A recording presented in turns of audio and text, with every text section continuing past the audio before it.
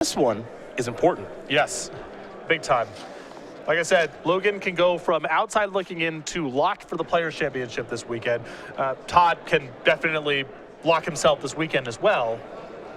And both would really like to give the other a loss. Yes. So there's a lot going on here. Anderson going to be on the play. He'll start with a mountain, and we are underway here in round number 11. The pressure on here for both players. Going to make this match a lot of fun.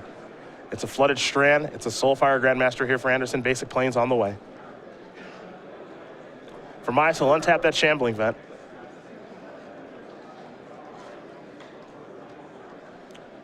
He'll sacrifice a Wooded Foothills.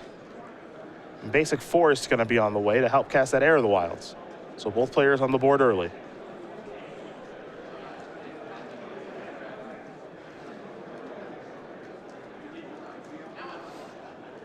Next up here for Anderson.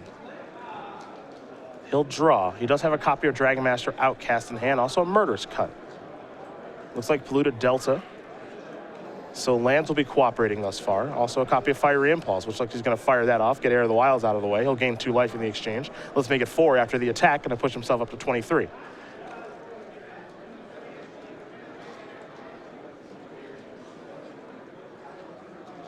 There is Polluted Delta. He'll sacrifice that, fall down to 22. Dragon Master Outcast. He's going to search up a Smoldering Marsh. So no blue mana just yet for Anderson. But I think he has 1 fetch land left over here, so I don't think he would get the Dragon Master Outcast to play ahead of schedule if it cost him blue mana. Yeah. And now, I believe we're going to be heading Logan's way. He'll draw a copy of Abzan Charm. There's a Flooded Strand there for Logan. You can see his hand, multiple copies of Gideon. There's a Wingmate Rock over there as well. And all Logan can do right now is just pass the turn back over to Anderson, who's going to untap very quickly and take a draw. Polluted Delta the draw. And now he's going to come across here for 3. Anderson going to go up to 24. Mize going to fall down to 16. Anderson going to fall down to 23 now from the fetch. Blue mana, you have to imagine, is on the way. I think we might be cruising. Cruising for a bruising? Would look that way. There's a Sunken Hollow. And if that's a start here for Todd, it's a really good start. Yep, and there goes the graveyard. Just going to delve it all away. It is time to go for a cruise. 3 cards coming here for Anderson. So something to keep in mind watching Anderson play. He doesn't get a lot of draws. This is true. People have control over the number of draws they get. Yes. Anderson does not get many draws. He plays quickly. And it's not like his deck's winning on turn 5. Yeah. We've seen him play some 12, 13, 14 turn games. He does not get a lot of draws. Well, when you play a deck like his, you see Mize is going to draw 2 cards here with Abzan Charm. You are kind of signing a contract in some fashion that says, I have to play quickly. Yes. That's what you're signing up for. When you remove Mantis Rider from your deck, it makes it so that winning the game takes a little bit longer. So the draws, for the most part, they're on you if you get them. And when we see Anderson win, it's I got back Dragon Master Outcast with Ojutai's command on turn 9, or I set up Soulfire Grandmaster plus Crackling Doom and burned you out. These are not fast routes to winning the game. Yeah. And yet, keeps it pretty clean when it comes to the draws. Flooded Strand here for Mize. He'll sacrifice that. We'll see what land he wants to search up.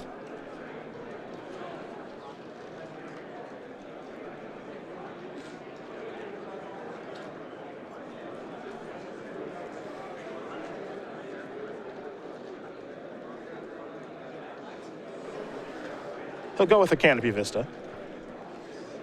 Double green here now. Mana does not appear to be a problem here. And now there's a Siege Rider. So Mize's going to gain a little bit of life. Anderson will lose some. And Todd will quickly untap and take a draw step here. Somewhat surprised to see Mize not get the Sunken Hollow there. I don't know if he has access to another mana, but I typically like getting the second black source of mana because you have Murderous Cut and black spells. So sure. Often you want to play 2 black spells in the same turn. Also gives you a route to turn on the Shambling Vent. Like I said, I don't know, maybe Logan just has another way to get the Sunken Hollow, but I like getting double black for this deck when you have a window to do so. Here's a Prairie Stream for Anderson. See if he has a removal spell here for the Rhino. Something like a Crackling Doom. which he is playing 4 copies of this weekend. Instead, it's just going to be a 5-mana Murderous Cut. That'll get it done all the same. I think Anderson's hand may just be lands. Abzan Charm, the draw here for Mize. There are quite a few. I think, yeah, 4 lands for Todd.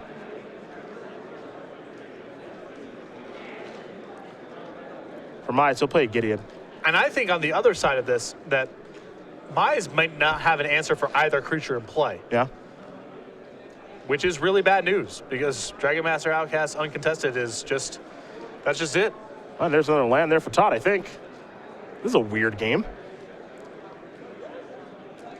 Now, if Mize can find an answer for the Dragon Master Outcast, he's really far ahead. He's got a Gideon and a bunch of spells in his hand, and Anderson's got nothing but lands, but can easily lose the game right now. Well, what's so compelling about this is Mize's plays would change, I think, if he just saw Todd's hand.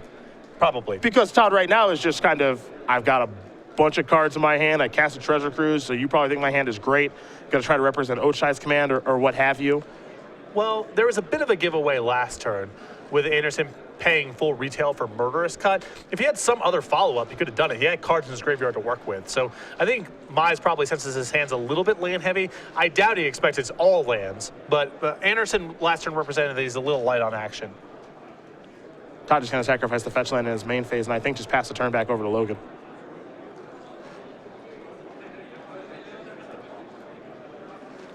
So Logan will go. He'll draw a card. Dromoka's command is timely. Yes, and I know Logan feels like this is not that likely to work, but he can't let Anderson go to his turn. Yep. He can't risk him making a dragon, because then he's in horrible shape. I guess the safer way to try to do it is to turn on Gideon first and use that as a way to fight.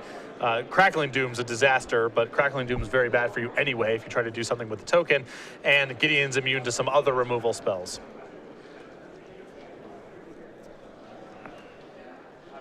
It's an interesting spot because I think eventually Logan's just going to have to go for it because the alternative's too bad, and he's really worried because he knows the odds are very low that it works, but we know Anderson's hand's all lands, and it's going to be fine. Yep. Step 1's an attack there for 2. Looks like Logan is going to attempt to make another Night Ally. So doing it this way means that he can work around Crackling Doom. And now he's going to sacrifice this Wooded Foothills. Now, there's a chance we see him just go to Wingmate Rock. I don't think he can do that. But because Anderson's hand could easily have Ojutai's command. Yep. I guess Ojutai's command is bad news in any event. But Wingmate Rock is just, it's just worse than Dragons. I don't know. Well, he's going to the Rock. So, Logan's going to get 2 flyers. Todd will get 1. Todd will draw a card. It's a Mystic Monastery.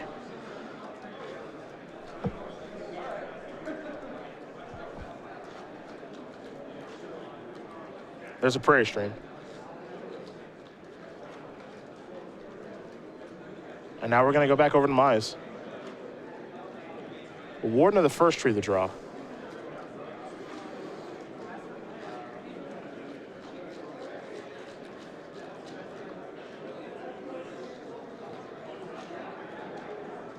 Curious to see if Mize is going to try it now, because now that he's seen that Wingmate Rock's going to resolve, now he can just take Todd off of Ojutai's command too, I think.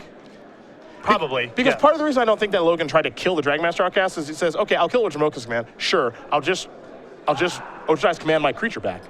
Yeah. So I think that's part of the reason we didn't see Todd. I think it's part of the reason we didn't see Logan Dromoka's command. Because if you have Ojutai's command, I'm in bad shape either way, so I'd rather try to resolve the Wingmate Rock, I think is his line of thought.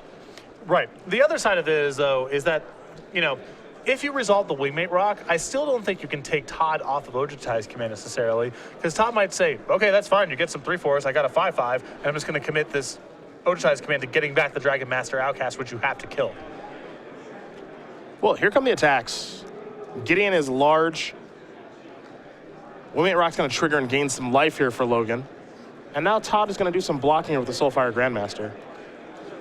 And this is a very impressive round of play here from Mize with the Abzan Charm in hand and Gideon on the table. I think his feeling was if Wingmate Rock resolves, I'm far more likely to be able to win this game just by tempoing Anderson out than by taking this enormous risk with Dromoka's command. Roast the draw here for Anderson. And now even Logan can go, all right, end step, I'll use Dromoka's command to fight your Dragon Master Outcast. You're going to do something about that. You have to do it on your own turn, and then I untap with 5 mana plus my Gideon in play. I was skeptical of this line, but with Abzan Charm and Dromoka's command in hand, Mize has found a route to work around Dragon Master Outcast that came with far less risk than just firing off Dromoka's command the turn before Dragon Master Outcast was triggering the first time. Roast will take care of the Knight ally, pass the turn back over to Mize, who still has a Dromoka's command in hand. He actually has another copy of Abzan Charm too, so he's sitting pretty right now. There is a Wooded Foothills. Gideon's going to tick up.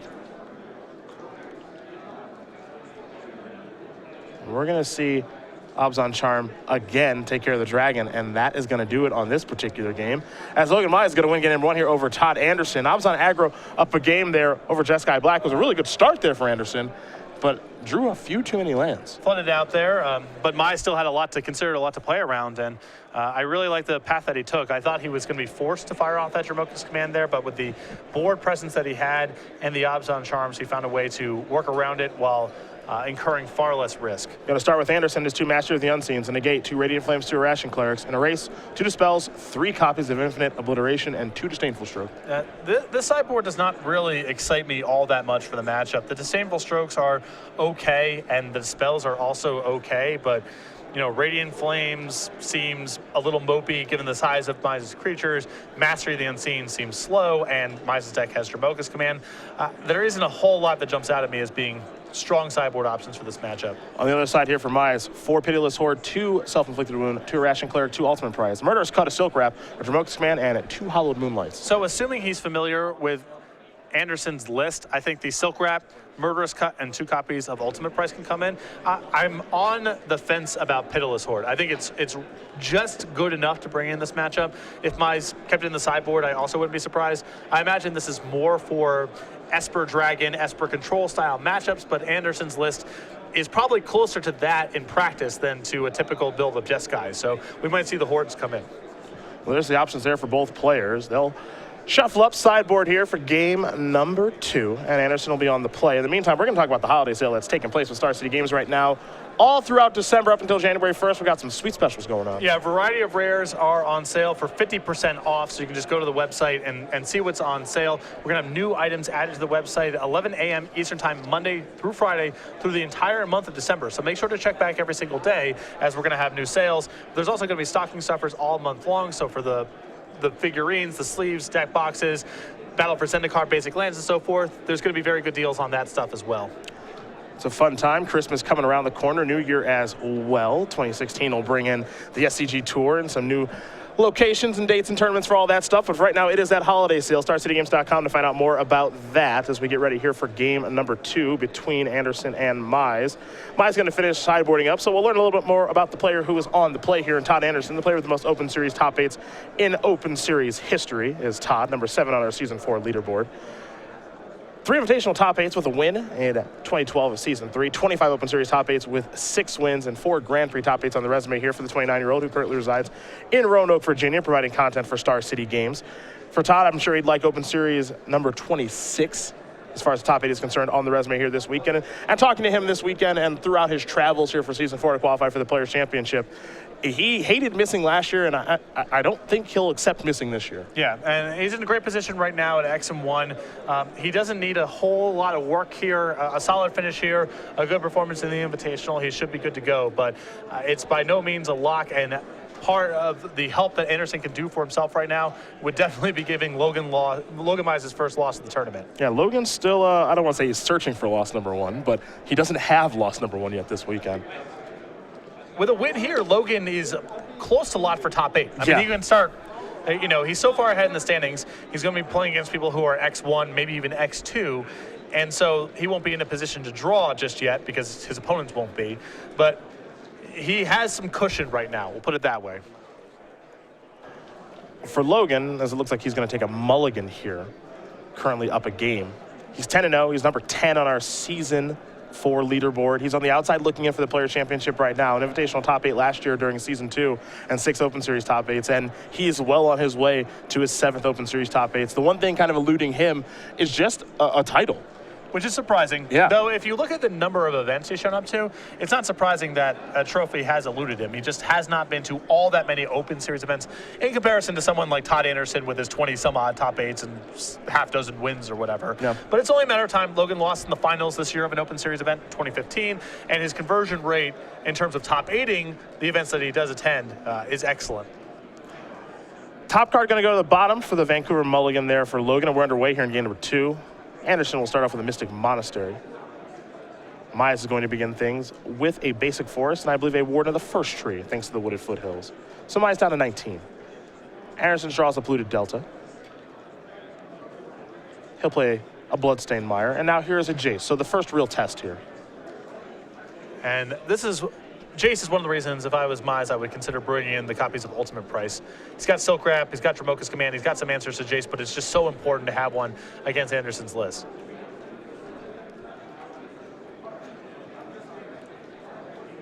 Well, Mize is going to come in here with the Ward of the First Tree. Anderson, unsurprisingly, no interest in blocking. I think we'll see Logan search up a white mana here, and he will pump up the Warden. So Anderson will fall down to 16. Soulfire Grandmaster the draw for the turn. Going to start by activating Jace. Time to draw and discard. Prairie Stream the draw.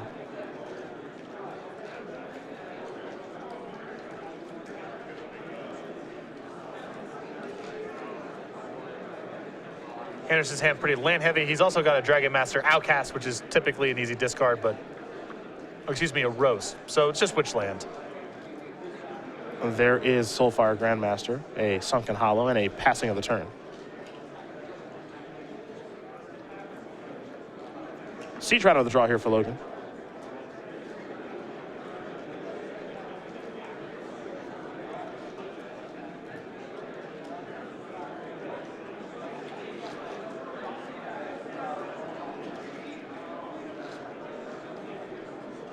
Looks like a good curve here. Rhino and offends in some lands. Don't know if he has any removal to interact, but might just be casting the pretty solid curve of creatures over the next 2 turns. Well, we've seen Obs on aggro have this kind of draw before. Yeah. You know, just Warden, Pump, Anafenza, Siege Rhino, removal spell, kill you. Anderson going to activate Jace. Picked up a Bloodstained Mire. Still a little land heavy as Todd this game. He'll discard. See how he wants to value the roast here. Looks like he's just going to use it now. Get an offensive off the battlefield. Gain 5. Let's make it 7. Anderson going to go up to 20. And Jace threatening to flip the very next turn. Mize is going to untap. With roast in the graveyard. Yep. I mean, that's one of the juicier ones. So important to be able to kill Jace. Can only say it so many different ways. You have to be able to kill that thing. It's important to kill it. It's a good Magic card.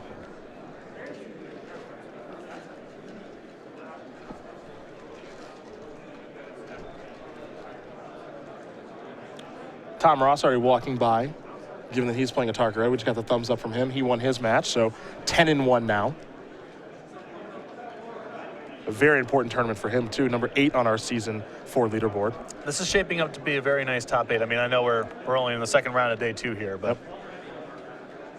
I mean, more than anything, a very important top 8 for yeah. a lot of these guys, yeah. Every win's 5 points, so... pretty important. When you're separated by less than 5 points, it matters quite a bit. Jace down via Murderous Cut. What's interesting, too, there, it's actually pretty tough, right? Because Jace is going to flip, but if you don't kill Grandmaster, it can run away with the game by itself. The problem is that Jace flashback roast, even setting aside Soulfire Grandmaster, is probably too much for Mize to overcome right now and would swallow whatever play he would make. He can't cast Siege Rhino in the face of that. That can't be his turn. So, yes, Soulfire Grandmaster is threatening right now, and now with Fiery Impulse off the top, things are getting pretty rough here for Mize, but he had to get Jace off the table. There's just no alternative there.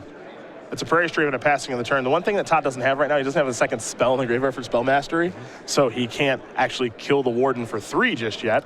He's going to have to use that Utter End probably to have that take place. So if Logan does decide to go Siege Rhino this turn, I think Todd's turn actually lines up pretty well. Yeah, he gets to Utter End away the big play, whatever that happens to be, untap, and have Fiery Impulse with the mana to rebuy and Spell Mastery to get rid of the Warden. It's a good spot. Yeah, Logan taking a look at the graveyard. It's a Roast, a Jace, and a couple of lands.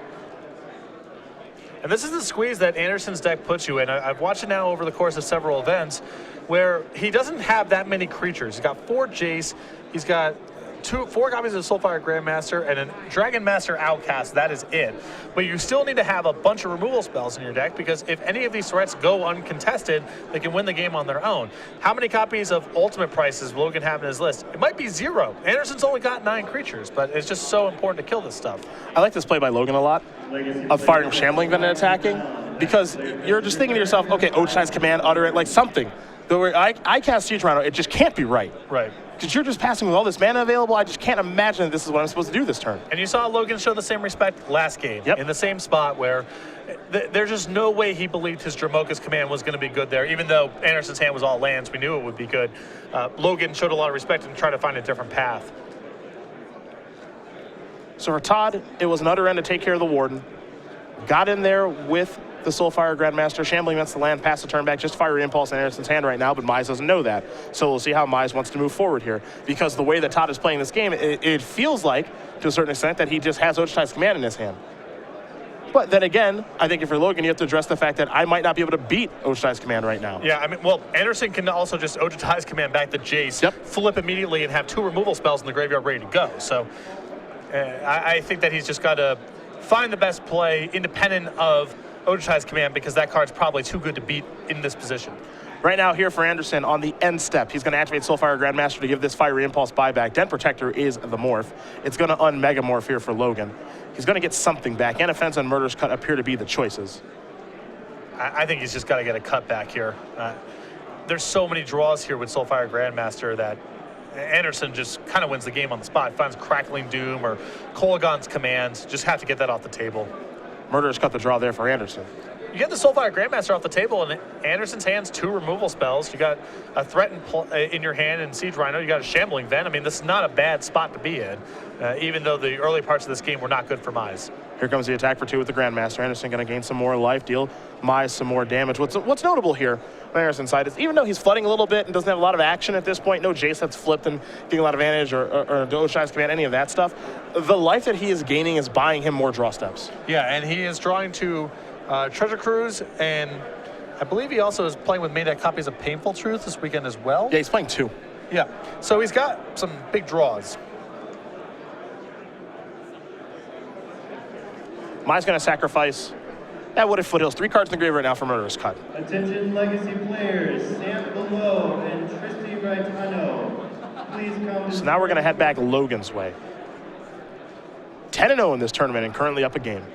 I believe Logan just picked up a copy of Ultimate Price, which is nice. Yep. Gives him some insurance against Oceanize Command, getting back one of the 2 drops in question.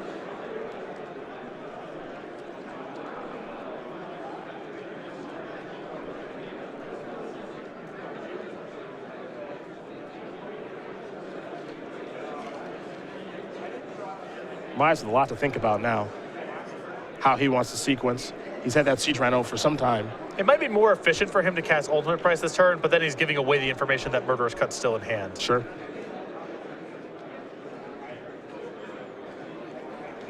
I like this play a lot by Todd. A lot. Yep. Activate Soulfire Grandmaster, which means the next spell he plays is going to come back to his hand, which is probably going to prevent Logan from playing a spell. Yep. The great thing here, too, is that Logan knows that Todd has Fire Impulse.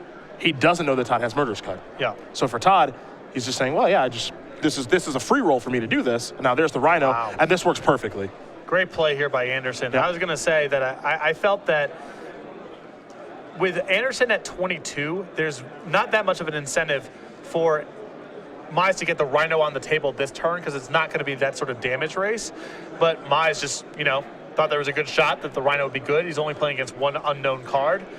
But Anderson had it, and Mize loses the Siege Rhino for nothing. Now the draw this turn was a copy of Ojutai's command. Now, worth noting, Todd does know that Mize has a copy of Murder's Cut because he got it back with a Den Protector. Right, which was the cost of the play last turn. We might see Anderson be very aggressive using this Ojutai's command, getting back one of his 2-drops if he wasn't aware that Mize still had a removal spell. It feels like a dismiss now. Yeah, now to it's me. probably going to be jamming up a creature. Yep. Counter a spell, draw a card more than getting back Jace or Soulfire Grandmaster. Might as well draw a card here. Good back and forth game here in game 2.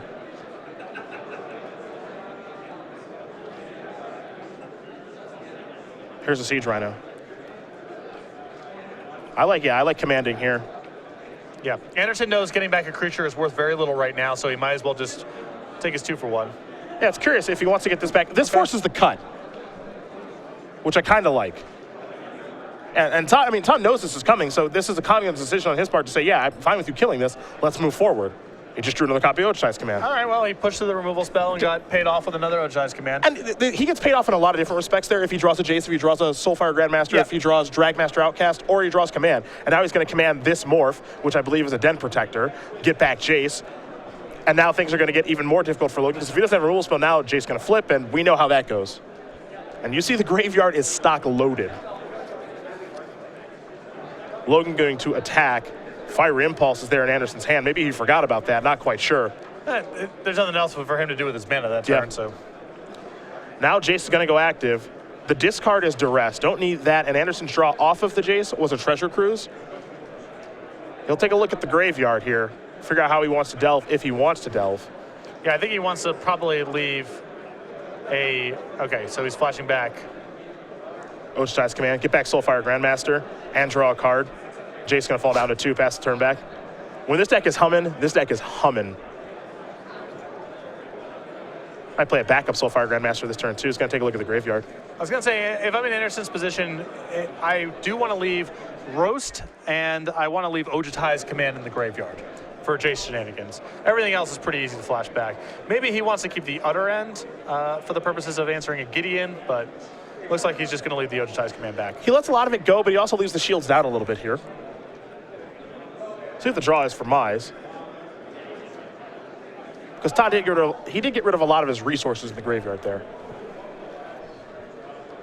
Yeah, Logan is pretty far behind. He's just going to concede the game right away. Time is certainly important here with about 23 minutes left to go. So Todd Anderson's going to win game 2 here over Logan Mize. Jeskai Black, Obs on aggro, getting ready for game 3.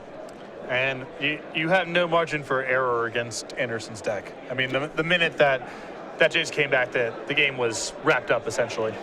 That's what Jace does, right? Yep. And the nice thing there, too, is that Soulfire Grandmaster bought the time necessary to be able to get to that point. Yep. Forces Mize's hand on removal, gains a lot of life. I mean, Anderson had quite the cushion on life to work with there. And once he was able to leverage some of those 2-for-1s, no chance Mize can come back. These players are going to shuffle up here for game number 3. Mize will be on the play. We're going to talk about the Season 1 schedule for next year on the Open Series. Getting excited for it. It's almost 2016 for the SCG Tour. A little bit of rebranding there, but we've already announced our locations. If you guys haven't seen, it's going to start off in Vegas with, of course, the main event that's taking place there. And then to kick off 2016, we're going to Cincy. And a lot of Modern to open up the year here in Cincinnati and then in Charlotte. A Standard Open Series event in Atlanta that's right after the release weekend, so a fresh new Standard format there. We're going to be going to Columbus for a Standard Open after that. Regional Championships, February 6th. We've already released information about that, play mats and prizes and so forth. More information for that event coming later in the broadcast. Modern in Louisville, a Legacy Open in Philadelphia. After Philadelphia, we go to Indianapolis for a Standard Open Series event. Standard then in Baltimore, and then the Season 1 Invitational, April 15th through 17th in Columbus, Ohio, Standard and Modern as the invitational formats. Of course, whenever you sign up for any of our main events, you will get a playmat, and this time for Season 1 of the SCG Tour for 2016, it is Kitchen Lynx. Making a mess. Yeah, just giving the beatdowns on the milk, splashing around in the sink. Pretty simple stuff. You sign up for one of our main events, you get this. Yep. You guys know the details by now. Free limited edition playmat. You just sign up. It is free. Everyone in Denver here this weekend got the one from previous season, the Hop and Rabble Master Mat. Now we have the links coming, Season 1. Just sign up for the main event. You get one on site. That rolled off the tongue really well there, by the way. Hop and Rabble Master Mat? Yeah. Hop and Rabble-doo-ba-da-ba-doo.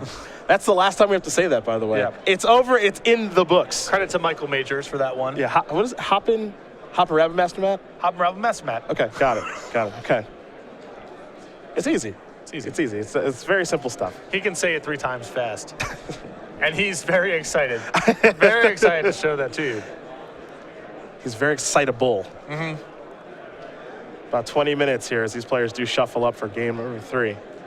Todd Anderson, Logan Mize, number 7 and number 10 respectively on our Season 4 leaderboard. Both of these players looking to go to the Players' Championship. Very important match for the two of them.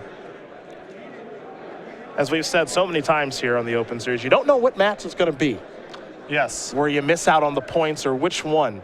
So every single one does count. You ask someone like Danny Jessup last year was 1 point short and 1 match short of qualifying for the Players' Championship. He's going this year, but it definitely can't happen. And for someone like Eric Hawkins, maybe Logan himself, it could be them this year on the outside looking in. It's a Warden of the First to start here for Mize. Anderson with the Mystic Monastery. He'll play a Smoldering Marsh. He'll enter the battlefield tapped. Will head back Mize's way. See what kind of pressure Logan can put on Todd here this game. Serving in for 1. They'll stare at each other a little bit because the Fiery Impulse could show up right now. Looks like Mize is just going to take his point. Yep. And now he's going to deliver an Anafenza. He'll have to take 1 to cast it. We'll see if Anderson has an answer for the big 4/4. Polluted Delta the draw.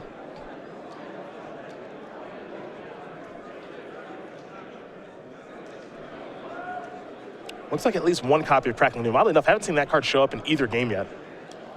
He has a Delta that can go get a Swamp, which comes into play untapped. And he's got white, red, and black.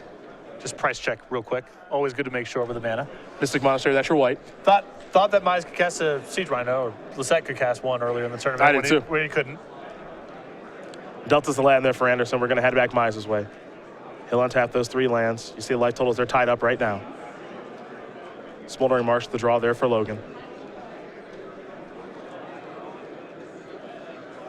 He does have a copy of Gideon in hand, but I'm not sure he can cast it this turn.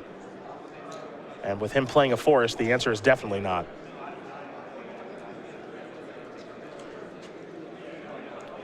Logan looking to go to the attack step. Todd may want to stop him there, but he's going to let him come in. And the counter is going to be allowed.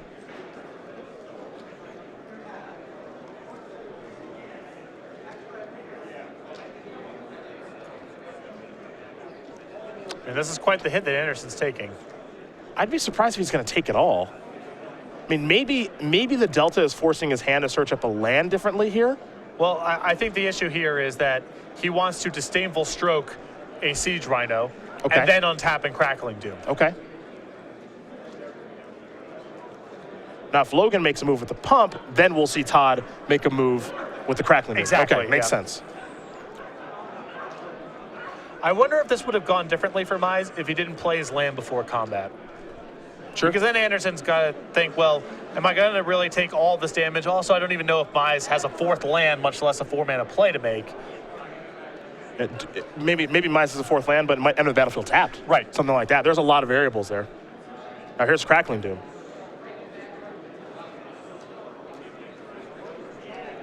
And so Mize is going to lose Anafenza. He'll take 2, of course.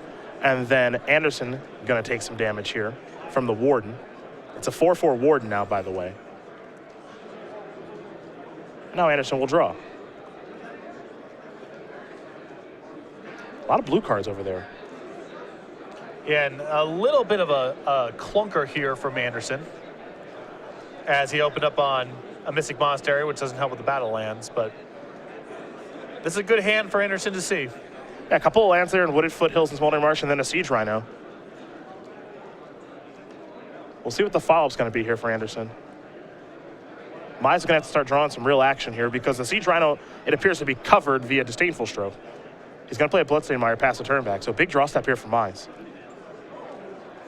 And given what happened last turn, I think Disdainful Stroke has to be on Mize's radar. It wouldn't surprise me if he just fired up Shambling Vent this turn. We've seen him do it in previous games. Yeah. Because Anderson was willing to allow the Warden to get a counter, essentially for free, And the only reason that happened was that Mize was threatening something with 4 mana up.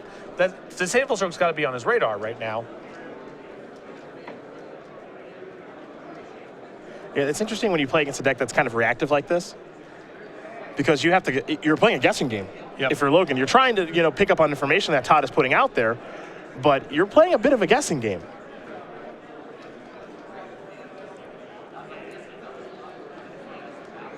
Logan going to sacrifice the Wooded Foothills. Going to figure out what land he wants to dial up. Going to go with Canopy Vista. That'll give him white mana to activate Shambling Vent moving forward. Also allows him to cast Gideon. Very true.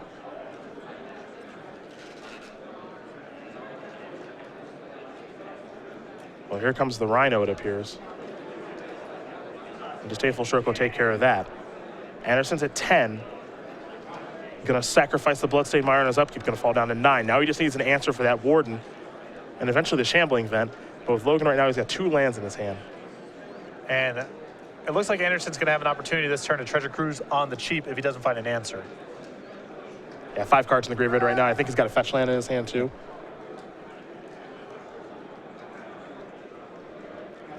Anderson's 1 piece away from having this game stabilized. It does feel that way. But he's facing down a 4/4 Warden and a Shambling Vent, and if he takes his turn off drawing cards and fails to find a removal spell, he doesn't have a lot of cushion to work with. Well, there's Cruise. And he does have Jace in his hand, as you just saw. So he'll draw 3 cards. Jace is one of them. I think he's going to be deploying one of these Jaces, and I'll pass the turn back. This is a big draw step for Logan Mize. If he can find something like a Wingmate Rock, the window is open. Heir of the Wild's the draw. Heir of the Wilds is not a bad draw here. I mean, Logan has enough mana to activate the Shambling Vent and play it post-combat. It's not bad. And this Jace is not worth a whole lot right now because Anderson just nuked his own graveyard getting the Treasure Cruise to resolve. So we're looking at a loot and a chump block or whatever. It's not as good as drawing Siege Rhino, but this Heir is not a bad draw. Also, the Ferocious is enabled on it because you have a 4/4 Warden, which all right. That's another. That means that Fiery Impulse can't kill it without some help from the graveyard. So.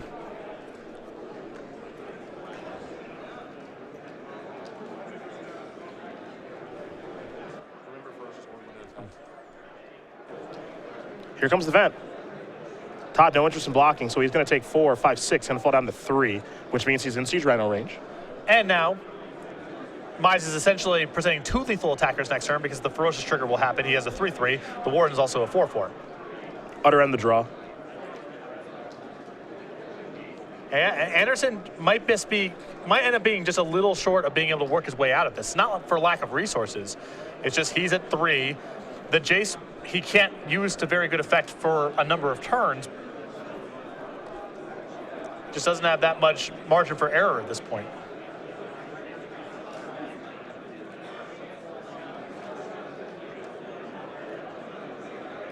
Smoldering Marsh is the land. Pass the turn back. Another big draw step here for Mize. He'll draw. I believe that was a Siege Rhino. I think so.